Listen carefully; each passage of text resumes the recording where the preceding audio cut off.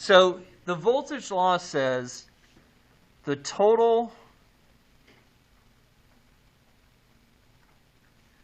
voltage around a closed loop is 0.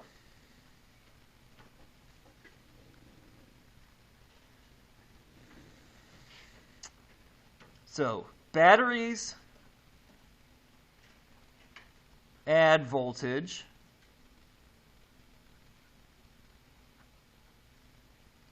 resistors subtract voltage.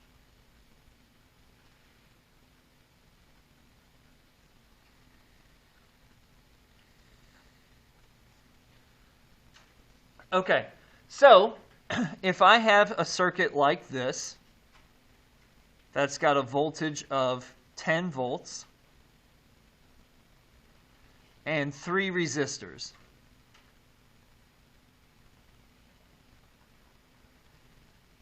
and now these are going to be voltage values.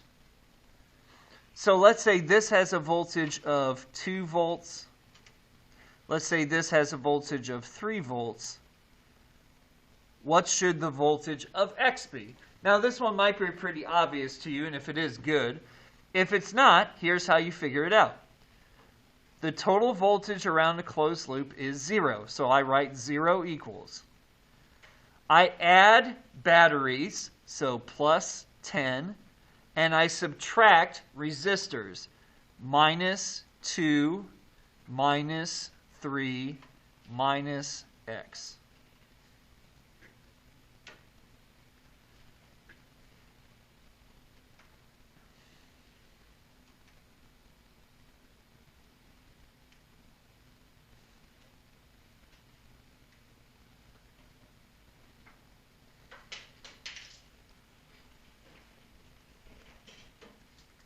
Okay? Well, 10 minus 2 is 7, 8 minus 3 is 5. So we get 0, basically add the X to the other side, and you get X is 5.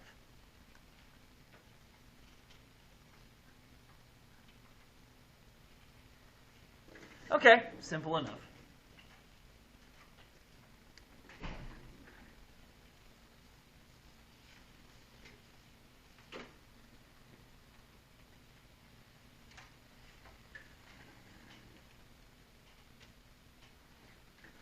So, what does this have to do with series and parallel circuits?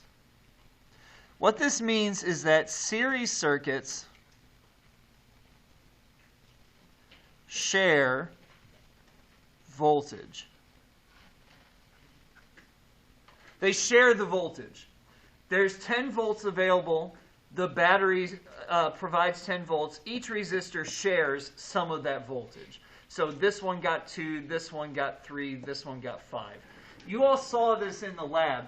When you did the lab, what you saw is that the light bulb got dimmer as the other thing used more voltage. Okay, so as more voltage got used, the light bulb got dimmer. And as the motor got used less, the light bulb got brighter because they were sharing that voltage. There's only 3 volts to use, so we got to use however much it is. Carson, phone up. Okay, so they share the voltage. So what do parallel circuits do? Well, let's look at a parallel one.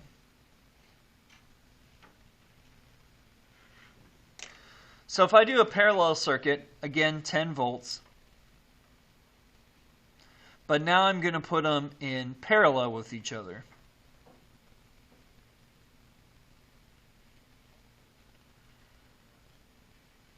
Well, my loop goes around like this, and there will be a separate loop that goes around like this.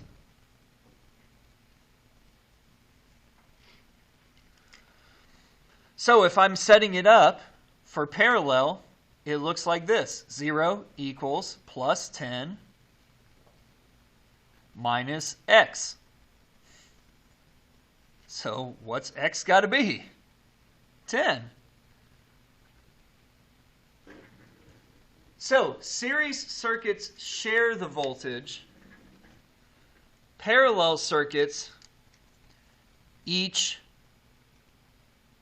get the same voltage.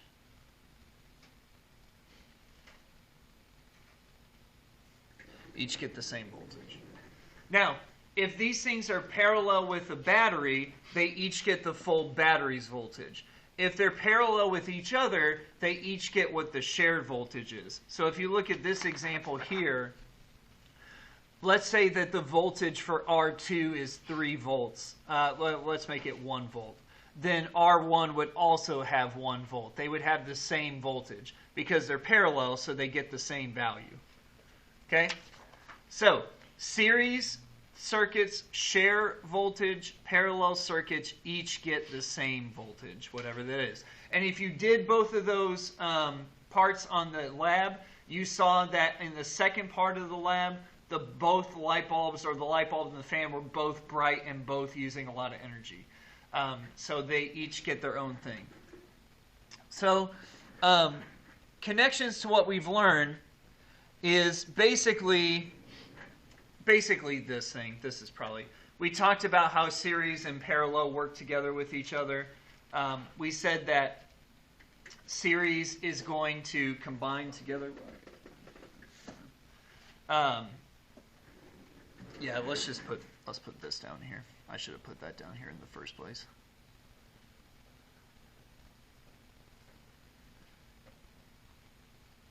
So the connections to what we learned in the lab is that series things share the voltage with each other. Parallel things get the same voltage as each other. Okay? That's going to be really helpful when you're solving the problems to keep this in mind. Okay?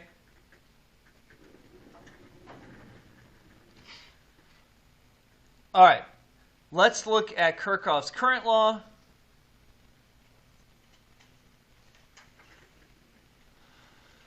So what is Kirchhoff's current law?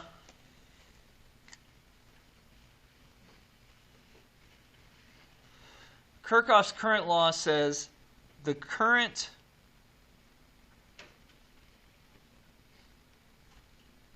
coming into a node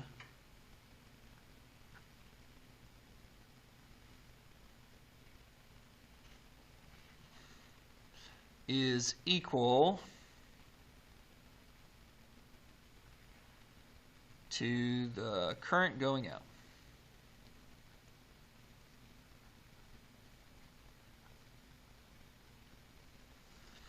Now, we probably need to define what a node is. A node is a split in the circuit.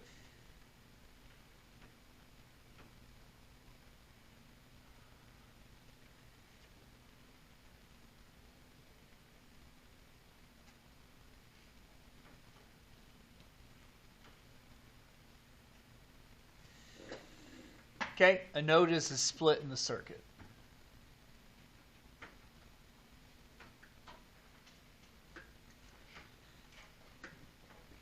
All right, current coming into a node is equal to the current going out.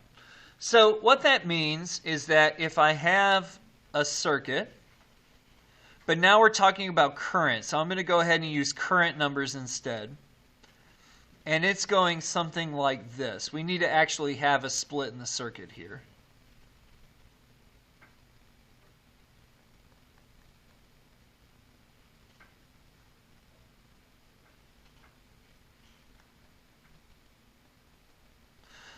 Let's go ahead and say that the battery is creating a current of 10 amps.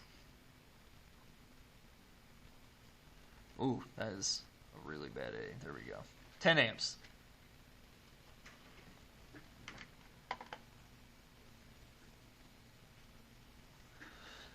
And let's say the current going through here is 2 amps.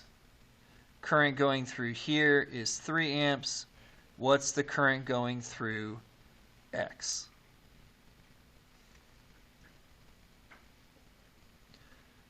Well, current coming in, 10 amps, equals the current going out, 2 amps. plus 3 amps plus X. 2 plus 3 is 5. What does X have to be to get 10? X has to be 5.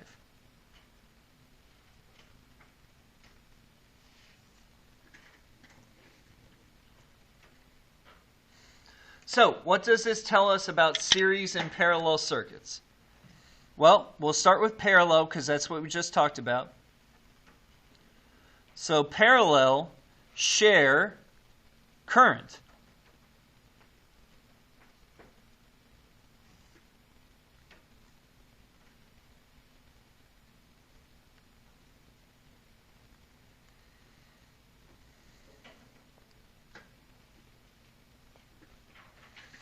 Okay? So what about series circuits? So if I look at a series circuit now,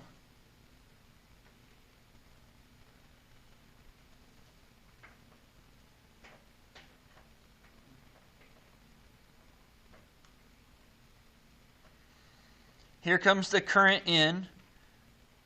The current in is 10. What's the current out going to be? 10, right? Like, there's no split.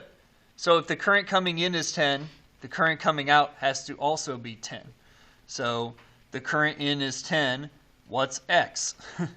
Oh, wait, it's 10. Yay. So parallel share the current. Series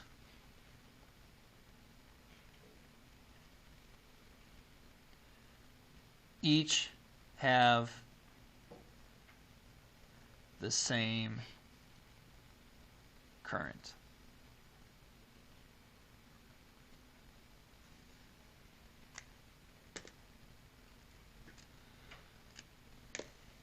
Okay. You have to remember these. But if you remember them, it's easy to remember the other. So you need to remember that Kirchhoff's voltage law is a closed loop. Voltage around a closed loop is 0. If you keep that in mind, then you can say to yourself, well, if there's only one resistor in the loop because it's parallel, then that has to all be the same voltage. And oh, wait, that means series shares it. Okay? You can also look at your series and say, okay, they're all in the same loop. They all have to add up to 0, so they all have to share the voltage. And if you can remember the voltage law, the current law is the same, but opposite. Okay? The current law is the same, but opposite. And so instead of parallel, each having its own thing, and series sharing, parallel shares, and series each has the same thing. Okay? We're going to use these connections a ton and these equations here to solve. I'm going to kind of show you how to do it for an example problem, and then we'll go from there.